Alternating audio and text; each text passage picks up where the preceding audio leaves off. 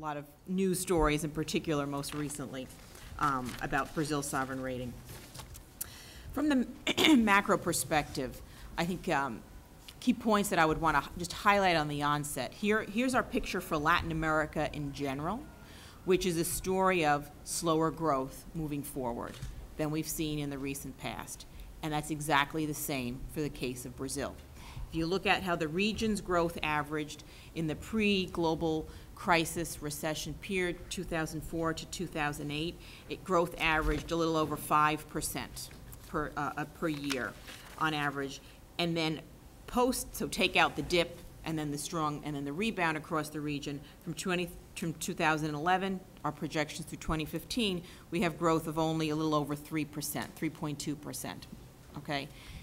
The Brazil numbers for this picture are growth of almost 5% in the 2004-2008 period of 4.8%, but growth of only 2.3% from 2011 to 2015. And that's disappointing. And the reasons why the region, and in Brazil in particular, are growing and we expect to grow at a more subdued rate for the case of Brazil are a combination of structural, cyclical, external, and domestic. And that's where I would say from the external picture, clearly pre-global recession, China's growing way over 10% per year. You had advanced economies growing strongly, and a lot of global liquidity. Things change.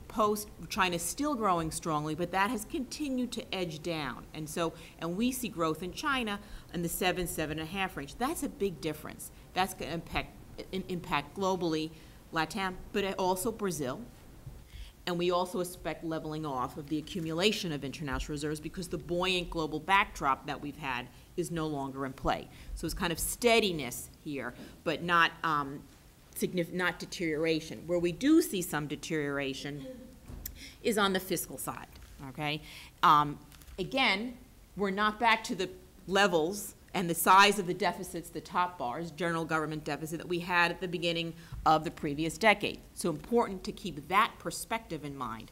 But yeah, there has been there's been an important moderation in the size of the primary surplus in recent years relative to the past.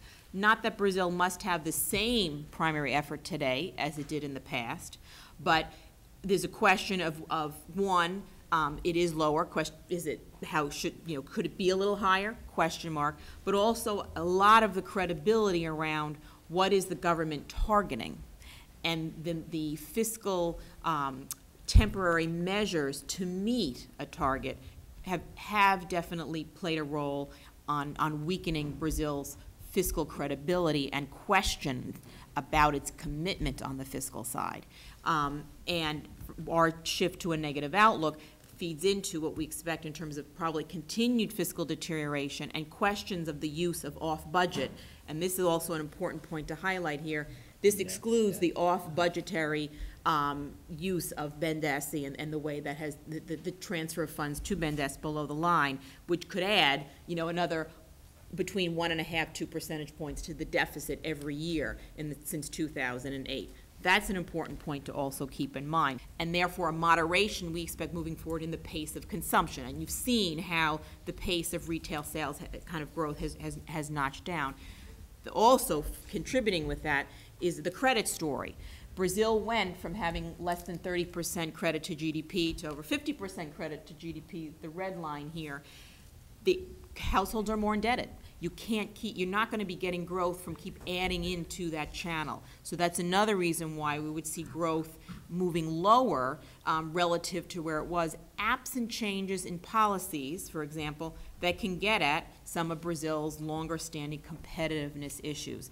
And that goes to kind of what policies